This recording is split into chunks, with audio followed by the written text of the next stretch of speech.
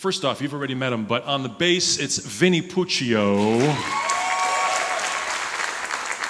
There he is. Since 2001, I asked Vinnie on a gig, I said, I have a couple songs, like, would you ever be interested in, like, maybe doing a thing? And he said, yeah. And under my breath, I said, well, you're gonna do it for 25 years. Who knew? You've also seen him, and this gentleman probably has the most difficult job because he's a drummer in a drummer's band. Please welcome Eric Kenlin. There he is.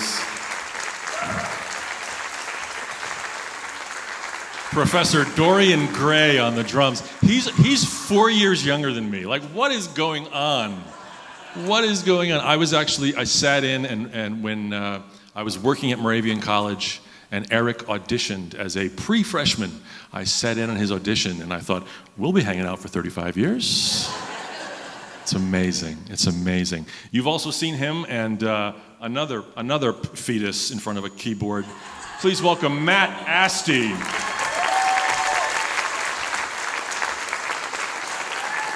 Now, Matt joined the Philadelphia Funk Authority. I think you were 23, right?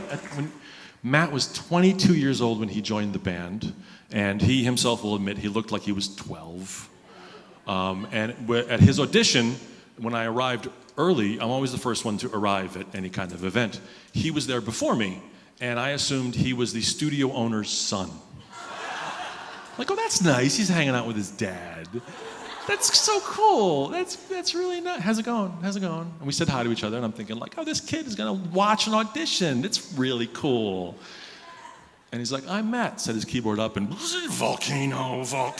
I'm like, oh, okay, cool. Yeah, we'll hang out for the next 15 years as well. So fabulous. Now, you've met these three gentlemen. We're gonna expand the band. Please welcome another Moravian grad, one of my closest and dearest friends, the one and only CJ Steinway on keyboards.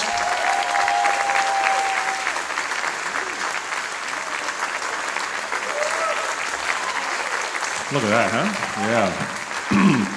The quick CJ story is when I was a freshman at Moravian College, CJ was a year older, 2 years older? 2 years older. And I was terrified. I had gone to the same school from kindergarten through 12th grade. I was in the same school, and both my parents taught at that school. So, sheltered! I went to Moravian College, and I was just terrified. I was no longer a faculty child. I was in a school that, like, I had nothing special about me. There wasn't, like, this inn. I hadn't been there forever, and was terrified. And CJ was so generous in his time. And what was great was you would go to CJ's room as a terrified freshman that just wanted to belong and be somewhere where you would feel safe. And I would say to CJ something like, what do you think of Herbie Hancock? And then CJ would talk for 4 hours.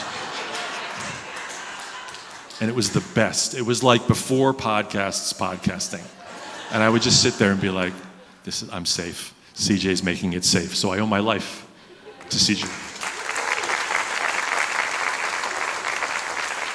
Speaking of owing my life, please welcome to the stage, Kiera Wilhelm.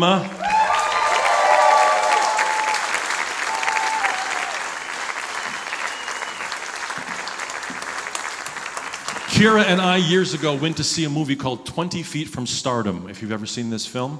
It's an excellent documentary. It's all about famous background singers, people that sing backup in famous bands. So it's like the people that sing for the Rolling Stones, the women that sing for the Rolling Stones. And it's all about these careers that they have, where you can have these amazing careers backing bands, and you are unknown. It's 20 feet from stardom. And as we finished watching that, Kiera sort of casually said, like, if I was ever gonna be in a band, that's what I would wanna do. So I said, well, let's do the thing. So we did this Sting tribute band. It was called the Blue Turtles. Vinnie was in that, and CJ was in that, and it was lots of fun. And then, 10 years go by, and I'm thinking, like, well, it's time for Kiera to be a backup singer again. So here she is, helping us out with her singer.